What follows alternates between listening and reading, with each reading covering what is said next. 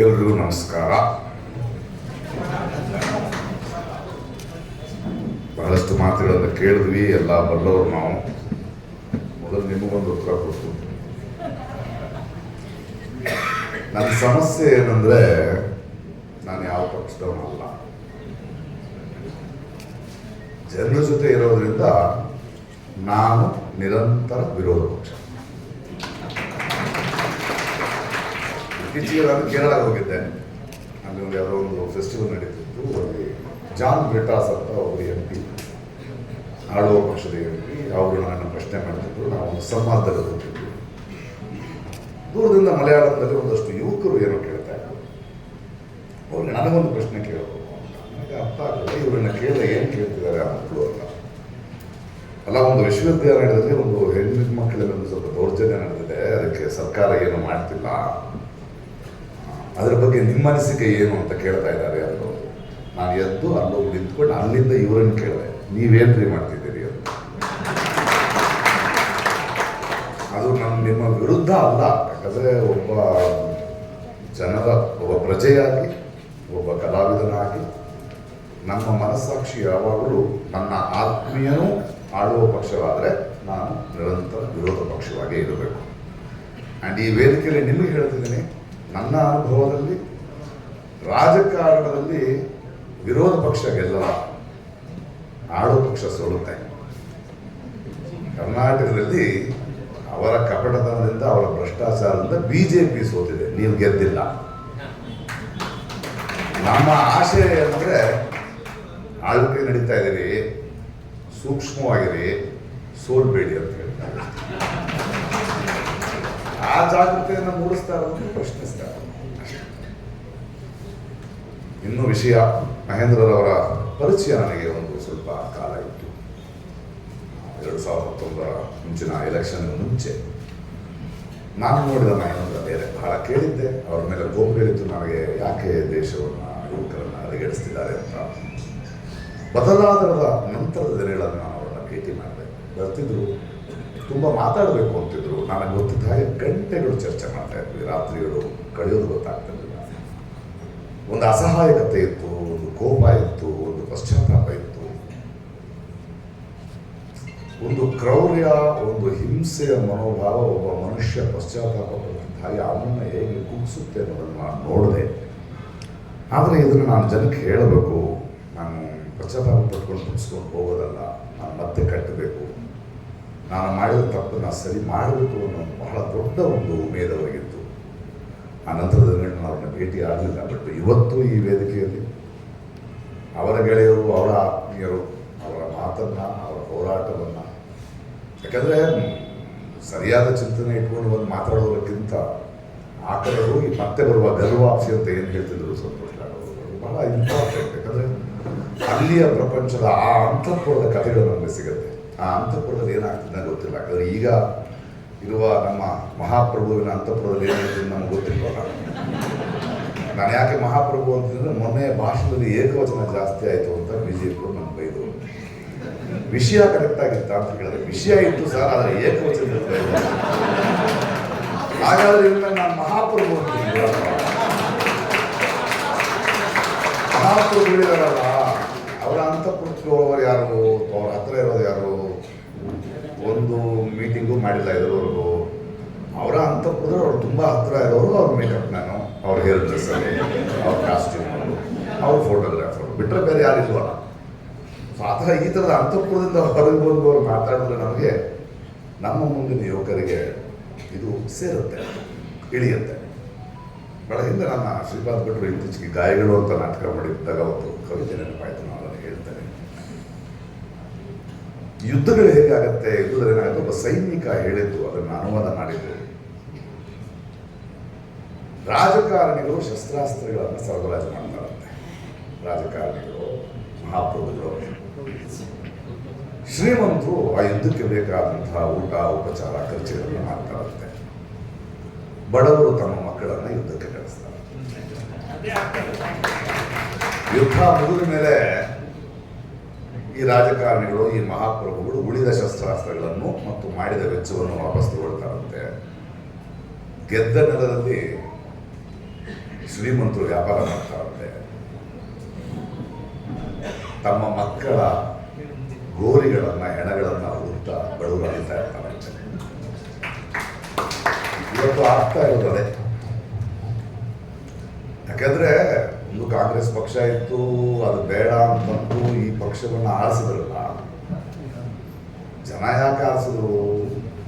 ನಮ್ಮ ಗಾಯ ಮಾಯ ಆಗುತ್ತೇನೋ, ಮಾಯಿಸ್ತೀನಿ ಅಂತ ಮಾತು ಕೊಟ್ರಲ್ಲ ಅಂತ. ಇಲ್ಲಿ ನಡೆದಿರೋದೇನೆಂದ್ರೆ ಗಾಯವನ್ನು ಮಾಯಿಸುತ್ತೇನೆಂದು ಬಂದವರಿಂದಲೇ ಜಾಸ್ತಿ ಗಾಯ ಆಗಿದೆ. ನಾನು ಈ ಪುಲ್ವಾಮಾ ನಡೆದಾಗ ನಾನು ಟಿವಿನಲ್ಲಿ ನೋಡ್ತಾ ಇದ್ದೆ, ಬಹಳ ನೋವಾಗ್ತಾ ಇದ್ದೆ. ಈ ಹಿಂದಿನ ಪಂದ್ಯದ ಇದರಲ್ಲಿ ಹೇಳ್ತೀನಿ ಉದಾಹರಣೆಗೆ, ಇಡೀ ಭಾರತ ದೇಶದಲ್ಲಿ ಒಂದು ದೊಡ್ಡ ಒಂದು ಇವೆಂಟ್ ಥರ ಮಾಡ್ತಾ ಇದ್ರು. ಆ ಶವಪೆಟ್ಟಿಗಳನ್ನು ಹೊತ್ತ ಒಂದು ಮೆರವಣಿಗೆಯಲ್ಲಿ ಆ ಗಾಡಿಗಳು ಹೋಗ್ತಾ ಇತ್ತು. ನೋಡ್ದಾಗ ನನಗೆ ಅನ್ಸಕ್ಕೆ ಶುರುವಾಯಿತು, ಎಲ್ಲ ಶವಪೆಟ್ಟಿಗೆಯ ಗಾಡಿಗಳು ನೀವು ನೋಡಿದ್ರೆ ಹಳ್ಳಿಗಳ ಹೋಗ್ತಾ ಇತ್ತು. ಪಟ್ಟಣಕ್ಕಲ್ಲ. ದೇಶವನ್ನ ಕಾಯುವ ಸೈನಿಕ, ದೇಶಕ್ಕೆ ಅನ್ನ ಹಾಕೋ ರೈತ ಇಬ್ರು ಹಳ್ಳಿಯವರೇನೆ, ಪಟ್ಟಣದವರಲ್ಲ. ಇತ್ತೀಚಿನ ವರ್ಷಗಳಲ್ಲಾಗಿರುವಂತಹ ಹೆಣದ ರಾಜಕಾರಣ ಏನು ಮಾಡಿದ್ದಾರೆ ಈ ಬಿಜೆಪಿಯವರು, ಈ ಭಜರಂಗದವರು, ಈ RSSನವರು ನೋಡಿದ್ರೆ ಮೇಸ್ತಾ ಪ್ರಕರಣ ತಗೊಳ್ಳಿ. ದಕ್ಷಿಣ ಕನ್ನಡದಲ್ಲಿ ಯಾವುದೋ ಹೆಣವನ್ನು ಸುಟ್ಟು ಮಾಡಿದ ಪ್ರಕರಣ ತಾನೆ. ಏನಾದ್ರು ಎಷ್ಟು ಜನ ಮಕ್ಕಳು ಸತ್ರು, ಆಪಾದನೆ ಮೇಲೆ ಎಷ್ಟು ಜನ ಮಕ್ಕಳು ಜೈಲಿಗೆ ಹೋದ್ರು. ಅಥವಾ ಗೌರಿಯನ್ನ ಕೊಂದ ಪರಶುರಾಮ ಇದ್ದಾನಲ್ಲ, ಒಬ್ಬನೇ ಮಗ, ಅವನ ತಂದೆ ತಾಯಿ ಏನ್ ಮಾಡ್ತಿದ್ರು ಅಂತ ಯಾರು ನೋಡ್ತಾ ಇದ್ದಾರೆ ಅವರು. ಈ ತರದ ಹೋರಾಟಗಳಲ್ಲಿ ಬಡವರ ಮಕ್ಕಳು ಸತ್ತದ್ದು ಕೆಲವರಾದರೂ ಇವರು ಕೊಂದದ್ದು ಸಾವಿರಾರು ಕನಸುಗಳನ್ನ. ಇದು ನಮಗೆ ಅರ್ಥ ಆಗ್ಬೇಕಾಗಿದೆ. ಈ ತರದ ನರೇಟಿವ್ಗಳನ್ನ ಹೇಳ್ತಾ ಜೈ ಶ್ರೀರಾಮ್ ಅವ್ರು ಹೇಳಬೇಕು, ಯಾವ ತರದ ರಾಮ ನಮಗ್ ಗೊತ್ತು ಅಂತ. ನಮ್ಮ ಮನೆ ಮಾತ್ರ ಏನು ರಾಮ, ಅಯ್ಯೋ ರಾಮ ಅಂತೀವಿ, ರಾಮ ರಾಮ ಅಂತ ಕೆಲಸ ಮಾಡ್ತೀವಿ ಅಂತೀವಿ ಅಲ್ವೇ. ಇವ್ರದ್ದು ಹಂಗಲ್ಲ, ಕೊಲ್ಲೋ ರಾಮ ಇವರು. ನೋಡಿ, ನನಗೆ ಇವ್ರನ್ನ ಕೇಳಬೇಕಾದ ಪ್ರಶ್ನೆ, ನಮ್ಮ ರಾಮ ಏನಿದ್ದಾರೆ ನಮ್ಮ ಜನಜೀವನದಲ್ಲೋ, ಜನಪದದಲ್ಲೋ, ನಮ್ಮ ಊರುಗಳಲ್ಲೋ, ಅವನು ಸಕುಟುಂಬ ಸಪರಿವಾರ ಸಮೇತ ಅಲ್ವೇ. ಅವನಿಗೂ ಮರ್ಯಾದ ಪುರುಷ ಗುಣಗಳು, ಅದನ್ನು ನೋಡ್ಕೊಂಡ್ರೆ ಈ ಥರ ಮೂಢನಂಬಿಕೆ ಇರ್ಲಿಲ್ಲ ದೇಶದಲ್ಲಿ. ಲಕ್ಷ್ಮಣ ಇರ್ತಾನೆ, ರಾಮ ಇರ್ತಾನೆ, ಸೀತೆ ಇರ್ತಾನೆ, ಹನುಮಂತ ಇರ್ತಾನೆ. ಹನುಮಂತನ ಬಲ ಅವನಿಗೆ ಗೊತ್ತಿಲ್ಲ, ಅದಕ್ಕೆ ಅವನ ಹನುಮಂತ ಇಲ್ಲ ಅಂದ್ರೆ ಕೋತಿ. ಅದಲ್ವ ಇದ್ದಿದ್ದು ನನಗೆ. ಇವರು ನೋಡಿ ಎಷ್ಟು ಚೆನ್ನಾಗಿ ಆ ಸೀತೆಯನ್ನ ತೆಗಿಬೇಕು. ಮಹಾಪ್ರಭುಗಳು ಕುಟುಂಬ ಇಷ್ಟ ಇಲ್ವಲ್ಲ ಅವ್ರಿಗೆ, ಅದಕ್ಕೆ ಬಾಲರಾಮನ್ ಇವ್ರು ಕರ್ಕೊಂಡು ಬರ್ತಾರಂತೆ. ಏನ್ರಿ ದೇಶದಲ್ಲಿ ಮಹಾಪ್ರಭುಗಳೇ, ಏನ್ರಿ ಮಹಾಪ್ರಭುಗಳಿದಾರಲ್ಲ, ಮಹಾಪ್ರಭುಗಳು. ಮೊನ್ನೆ ಭಾಷಣದಲ್ಲಿ ಒಂದು ಇನ್ಸಿಡೆಂಟ್ ಹೇಳಿದ್ದೆ. ಫ್ಲೈಟ್ನಲ್ಲಿ ಒಬ್ಬನು ಜೈ ಶ್ರೀರಾಮ್ ಜೈ ಶ್ರೀರಾಮ್ ನಾನು ಹೇಳ್ತಿದ್ನಲ್ಲ, ಮೊನ್ನೆ ನಡೀತು ನನಗೆ. ನಾನು ರಾತ್ರಿ ನಮ್ಮ ಚಾರ್ಮಿನಾರ್ ಏರಿಯಾದಲ್ಲಿ ಶೂಟಿಂಗ್ ಮಾಡ್ತಾ ಇದ್ದೆ. ಅಲ್ಲಿ ನಮ್ಮ ಮುಸಲ್ಮಾನ್ ಬಾಂಧವರೆಲ್ಲ ಜಾಸ್ತಿ ಇರ್ತಾರೆ. ಹಿಂದಿ ಸಿನಿಮಾಗಳು ಮಾಡೋದು ನಾವು 11 ಗಂಟೆಗೆ ಮುಂಚೆ ನಂತರ ಜನ ಸೇರಿಬಿಡ್ತಾರೆ. ಸ್ವಲ್ಪ ಜನ ಆದ್ಮೇಲೆ ಹೋಗಿ ಮಾಡ್ತಾ ಇದ್ದೀನಿ. ಅಲ್ಲಿ ಚಾರ್ಮಿನಾರ್ನ 4 ಸ್ತಂಭಗಳ ಕಡೆಗೆ ಒಂದು ಗುಡಿ ಕಟ್ಕೊಂಡಿದ್ದಾರೆ, ಅಲ್ಲಿ ಪೂಜೆ ನಡೀತಾ ಇದೆ. ರಾತ್ರಿ ಹೋಗ್ತೀನಿ, ಶೂಟಿಂಗ್ ಮಾಡ್ತಿದ್ದೀನಿ. ಒಂದು ಗುಂಪು ಅದು ದೂರದಲ್ಲಿ ಜೈ ಶ್ರೀರಾಮ್ ಅಂತ ನೋಡಿದ್ರೆ ಒಂದು ಗುಂಪು ಒಂದು ಸ್ವಲ್ಪ ತೂರಾಡ್ತಿದ್ದಾರೆ, ಬಂಗಿನ ಮಕ್ಕಳಿದ್ದಾರೆ. ಹಿಂಗಂದೆ ಜೈ ಶ್ರೀರಾಮ್ ಕರ್ಕೊಂಡು ಬನ್ನಿ ಅವನ್ನ ನೋಡಿ, ಅವ್ರ ಜೊತೆ ಜಗಳ ಆಡ್ಬಾರ್ದು. ಹತ್ರ ಬಂದ್ರೆ ಏನಪ್ಪ ಹೇಳು ಅಂದೆ. ಜೈ ಶ್ರೀರಾಮ್ ಎಲ್ಲ ಕಣ, ಜೈ ಶ್ರೀರಾಮ್ ಸರ್ ಹೇಳಿ ಒಂದ್ಸಲ. ಜೈ ಶ್ರೀರಾಮ್ ಅಲ್ಲ ಕಣ, ಜೈ ಶ್ರೀರಾಮ್.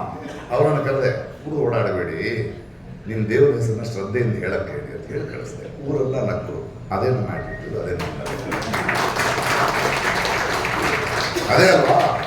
ಮಹಾಪ್ರಭುಗಳ ಒಂದು ಕಥೆ ಇದೆ, ಆ ಥರದ ಕಥೆಗಳನ್ನ ಹೇಳ್ಬೇಕು ನಾವು. ನಮ್ಮ ಆಕಾರ ಪಟೇಲ್ ಅನ್ನೋರು ಒಂದು ನಾವಲ್ ಬರೆದಿದ್ದಾರೆ, ಬಹಳ ಚೆನ್ನಾಗಿದೆ ಮಹಾಪ್ರಭುಗಳು. ಒಂದು ಊರಿನಲ್ಲಿ ಒಂದು ದೊಡ್ಡ ಸುಸಜ್ಜಿತ ಟುಡೇಸ್ ಹಾಸ್ಪಿಟಲ್ನ ಉದ್ಘಾಟನಾ ಕಾರ್ಯಕ್ರಮ ಮಹಾಪ್ರಭುಗಳು ಬರ್ತಾ ಇದ್ದಾರೆ.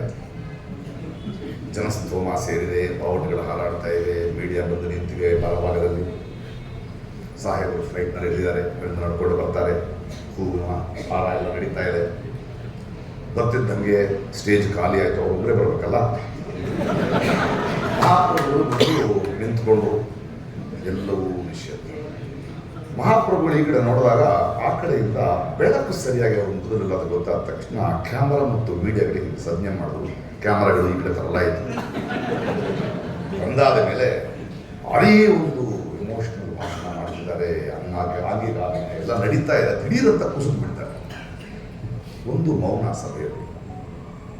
ಯಾಕಪ್ಪ ಮೌನ ಅಂದರೆ ಇದಿನ್ನೊಂದೇನೋ ಡ್ರಾಮಾ ಇರಬೇಕು, ಎದ್ದೇನಾರು ಹೇಳ್ತಾರೆ.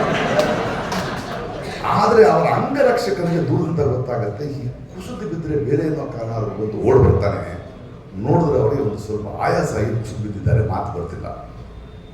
ಅಯ್ಯೋ ಹಿಂಗೆ ಆಗೋಯ್ತಲ್ಲ ಅಂದರೆ ತೆರೆಯ ಹಿಂದೆ ಆಸ್ಪತ್ರೆ ಅಲ್ಲ, ಒಳ್ಳೆ ಕೆಲಸ ಉದ್ಘಾಟನೆಗೆ ಬಂದಿದ್ದು ಆಸ್ಪತ್ರೆಗೆ ಕರ್ಕೊಂಡು ಹೋಗೋದಂತೆ. ಒಳಗಡೆ ಡಾಕ್ಟರ್ ಇಲ್ಲ, ಯಂತ್ರೋಪಕರಣಗಳು ಏನೂ ಇಲ್ಲ.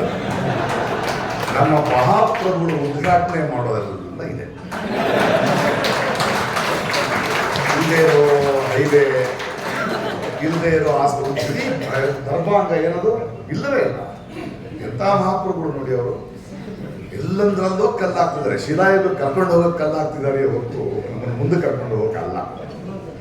ಅಲ್ಲ, ಅಕ್ಕವಾಂತರ ನೀರೊಳಗೆ ಇಳಿದ್ರದ್ದು ನೋಡಿದರೆ ಅಂದರೆ ದೇಶದಲ್ಲಿ ನೀವು ಅಲ್ಲ. ಮಹಾಪ್ರಭುಗಳು ಯಾಕೆ ಅರ್ಥ ಆಗ್ತಿಲ್ಲ ಅಂತ, ಅಲ್ಲಿ ಸುಮಾರು ಇರುವ ಒಂದು ಪಡೆಗಳಿಗೆ ವೈಜ್ಞಾನಿಕವಾಗಿ ನೋಡಿ ಸ್ಟಡಿ ಮಾಡಿದ ಒಬ್ಬರು ಹೇಳ್ತಿದ್ದಾರೆ, ಒಂದು ಹಲವು ಸಾವಿರ ವರ್ಷಗಳ ಹಿಂದೆ ಅಲ್ಲಿ ಒಂದು ಬಂದವಿರುವ ಸಾಧ್ಯತೆ ಇತ್ತು, ಅದು ಬಿಟ್ಟರೆ ಇಲ್ಲ ಅಂತ. ಇವರು ತ್ರೇತಾಯುಗ, ದ್ವಾಪರ ಯುಗ ಅಂತ ಈ ಬರೀ ಬರೆದಿರುವ ಕಥೆಗಳ ಹುಡ್ಕೊಂಡು ಕೋಟ್ಯಾಂತರ ರೂಪಾಯಿ ಖರ್ಚು ಮಾಡ್ಕೊಂಡು ಹೋಗ್ತಾ ಹೋದ್ರೆ ಹಿಡಿದು ಕೂಸಕ್ಕೆ 4 ಜನ ಮರೀನ್ ಡೈವರ್ಸು, ಚೇರು, ಕುರ್ಚಿ, ತಳಪಾಯ, ಈ ನಾಟಕ ಇದೆಯಲ್ಲ ಮಹಾಪ್ರಭುಗಳು, ಬಹಳ ಕಷ್ಟ ಇದೆ.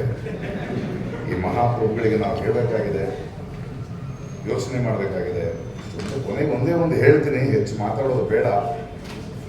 ಪರಿವಾರ ಅಂತ ಇದ್ದಾರೆ ಮಹಾಪ್ರಭುಗಳು. ಮೋದಿ ಕಾ ಪರಿವಾರ, ಸಾರಿ ಹೇಳಿಬಿಟ್ಟೆ, ಹೆಸರು ಹೇಳಬಾರ್ದು ಅಂದ್ಕೊಂಡಿದ್ದೆ. ಅವ್ರಿಗೆ ನಾವೇನು ಹೇಳಬೇಕು ಅಂದ್ರೆ, ಯಾವ ಪರಿವಾರ ಸರ್ ನಿಮ್ಮದು? ನಿಮ್ಮದು ನಮ್ಮ ಪರಿವಾರ ಅಲ್ಲ, ನಿಮ್ಮದು ಸಂಘ ಪರಿವಾರ. ನಿಮ್ಮದು ಸಂಘ ಪರಿವಾರ, ಇದು ನಮ್ಮ ಪರಿವಾರ. ನಿಮ್ಮ ಸಂಘ ಪರಿವಾರದಲ್ಲಿ ನಮ್ಮ ಪರಿವಾರದ ಮಣಿಪುರಕ್ಕೆ ಸ್ಥಳ ಇಲ್ಲ, ಆದ್ದರಿಂದ ನೀವು ನಮ್ಮ ಪರಿವಾರ ಅಲ್ಲ. ನಿಮ್ಮ ಪರಿವಾರದಲ್ಲಿ ನಮ್ಮ ಪರಿವಾರದ ರೈತರ ನೋವು ಕೇಳಿಸ್ತಾ ಇಲ್ಲ, ಆದ್ದರಿಂದ ನೀವು ನಮ್ಮ ಪರಿವಾರ ಅಲ್ಲ.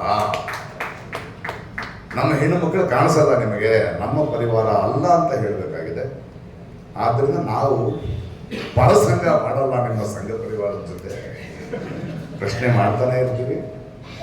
ಇವರು ಹೇಳಿದಾಗ ವಿನಯವಾಗಿ ಅವರು ಬಂದು ಇಟ್ಕೊಂಡಿದ್ದಾರೆ, ಕರೆಕ್ಟು. ಆದರೆ ನಮ್ಮ ಮುಂದಿನ ಯುವ ಪೀಳಿಗೆಯಲ್ಲಿ ನಮ್ಮಲ್ಲಿ ಈ ಥರದ ಹಳೆಯ ಗಾಯಗಳನ್ನು ನೆನಪಿಸ್ತಾ, ಯಾಕಂದರೆ ಮರವು ಜಾಸ್ತಿ ಅಲ್ವಾ, ಅದನ್ನು ಮತ್ತೆ ಮತ್ತೆ ನೆನಪಿಸುತ್ತಾ ಮಹೇಂದ್ರ ಕುಮಾರ್ ಅವರ ಪುಸ್ತಕಗಳನ್ನು, ಅವರ ಆಲೋಚನೆಗಳನ್ನು ಹಂಚಿಕೊಳ್ಳುತ್ತಾ ಸಾಕಷ್ಟು ಅಂಬೇಡ್ಕರ್ನ, ಬಸವಣ್ಣನ ನಮ್ಮವ್ರನ್ನಾಗಿಸ್ತಾ, ನಮ್ಮ ಹೀರೋಗಳು ಅವರೇನೆ, ನಮ್ಮ ಕನಸವರೇ. ನಾವಿವತ್ತು ಮಾತಾಡಲಿಕ್ಕೆ ಸಾಧ್ಯ ಆಗ್ತಿದೆ ಅಂದರೆ, ಬದುಕಕ್ಕೆ ಸಾಧ್ಯ ಆಗ್ತಿದೆ, ಅವರಿಂದ ಆಗ್ತದೆ. ಆ ಸತ್ಯವನ್ನು, ನಮ್ಮ ಹೀರೋನನ್ನು, ನಮ್ಮ ನರೇಟಿವನ್ನು ನಾವು ಬೆಳೆಸ್ಕೊಳ್ತಾ ಹೋಗೋಣ. ಎಲ್ಲರೂ ಒಳ್ಳೆಯದಾಗಲಿ. ಮಹಾಪ್ರಭುಗಳೇ ನಮಸ್ಕಾರ, ಬರ್ತೀನಿ. Thank you Prakash sir. ಕಳೆದ 1 ವರ್ಷದಿಂದ ರಾಜ್ಯದಲ್ಲಿ ನಡೀತಾ ಇರುವಂತಹ ಬೇರೆ ಬೇರೆ ವಿಚಾರಗಳನ್ನ, ಹಿಜಾಬ್ ಆಗಿರ್ಲಿ, ಹಲಾಲ್ ಆಗಿರ್ಲಿ, ಕನ್ನಡಕ ಪ್ರಭಾಕರ್ ಭಟ್ ಆಗಿರ್ಲಿ, ಇವೆಲ್ಲವನ್ನ ನೋಡಿದಾಗ ಒಂದು ಕ್ಷಣ ಮಹೇಂದ್ರಣ್ಣ ಮತ್ತು ಗೌರಿ ಇರಬೇಕಾಗಿತ್ತು ಅನ್ನುವಂಥದ್ದು ಪದೇ ಪದೇ ನಮ್ಮೆಲ್ಲರಿಗೂ ಕಾಡ್ತಾ ಇರುವಂತಹ ವಿಚಾರ. ಪುಸ್ತಕಗಳು ಈಗ ಬಿಡುಗಡೆಗೊಂಡಂತಹ ನಡು ಬಗ್ಗಿಸದ ಎದೆಯದನಿ ಪುಸ್ತಕ ಲಡಾಯಿ ಪ್ರಕಾಶನದ ಮಳಿಗೆಯಲ್ಲಿ ಹೊರಗಡೆ ಸಿಗುತ್ತೆ. ಒಂದು ಪುಸ್ತಕವನ್ನ ಇವತ್ತು ತಗೊಂಡ್ರೆ 150 ರೂಪಾಯಿ, 5 ಕಾಪಿಗಳನ್ನ ತಗೊಂಡ್ರೆ 667 ಮತ್ತು 10 ಕಾಪಿಗಳನ್ನ ಕೊಂಡವರಿಗೆ 1300 ರೂಪಾಯಿಗೆ 10 ಪುಸ್ತಕಗಳು ಸಿಗುತ್ತೆ. ಮುಖಬೆಲೆಯ ಮೇಲೆ 700 ರೂಪಾಯಿ ರಿಯಾಯಿತಿ ಇದೆ. ದಯವಿಟ್ಟು ಪುಸ್ತಕ ಆಶೀರ್ವಾದವನ್ನ ಖರೀದಿಸಬೇಕಾಗಿ ವಿನಂತಿಸ್ಕೊಳ್ತಾ ವೇದಿಕೆ ಮೇಲೆ ಇಷ್ಟೊತ್ತು ನಮ್ಮ ಜೊತೆ ಕಾರ್ಯಕ್ರಮದಲ್ಲಿ ಇದ್ದು ಕಾರ್ಯಕ್ರಮವನ್ನ ಉದ್ದೇಶಿಸಿ ಮಾತನಾಡಿದಂತಹ ಸನ್ಮಾನ್ಯ ಶ್ರೀ ಮಾನ್ಯ ಸಚಿವರಾದ ಸಂತೋಷ್ ಲಾಡ್ ಅವರಿಗೆ ನಮ್ಮ ಧ್ವನಿ ಬಳಗದ ವತಿಯಿಂದ ತುಂಬ ಹೃದಯದ ಧನ್ಯವಾದಗಳನ್ನ ಅರ್ಪಿಸಬೇಕಾಗಿ ನಮ್ಮ ಸಂಚಾಲಕರಲ್ಲಿ ವಿನಂತಿಸಿಕೊಳ್ತೇನೆ.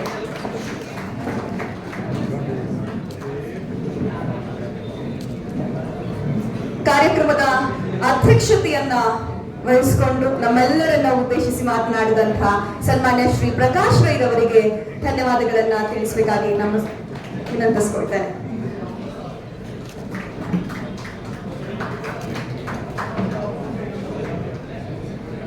ಶಾಸಕರಾದ ನಯನಾ ಮೋಟಮ್ಮರ್ ಅವರಿಗೂ ಕೂಡ ಇಷ್ಟೊತ್ತು ಕಾರ್ಯಕ್ರಮದಲ್ಲಿ ನಮ್ಮ ಜೊತೆ ಇದ್ದಿದ್ದಕ್ಕಾಗಿ ತುಂಬ ಹೃದಯದ ಧನ್ಯವಾದಗಳು.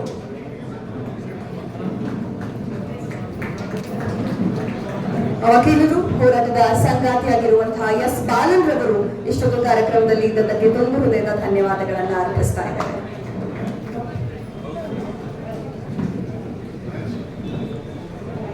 ಅಣ್ಣ ಸುಧೀರ್ ಕುಮಾರ್ ಮುರಳಿರವರು ಮಹೇಂದ್ರಣ್ಣನವರ ಕ್ಷೇತ್ರದ ಊರಿನ ಶಾಸಕರಾಗಿರುವಂತಹ ರಾಜೇಗೌಡರು ಕಾರ್ಯಕ್ರಮಕ್ಕೆ ಆಗಮಿಸಿದ್ದಾರೆ. ಅವರಿಗೆ ಪ್ರೀತಿಪೂರ್ವಕವಾದಂತಹ ಸ್ವಾಗತವನ್ನ ಬಯಸ್ತಾ ಪ್ರಕಾಶ್ ರೈ ಅವರು ನಡುಪಗ್ಗಿಸಿದ ಎದೆಗದನಿ ಪುಸ್ತಕವನ್ನ ಮಾನ್ಯ ಶಾಸಕರಿಗೆ ನೀಡಬೇಕಾಗಿ ವಿನಂತಿಸಿಕೊಳ್ತೇನೆ.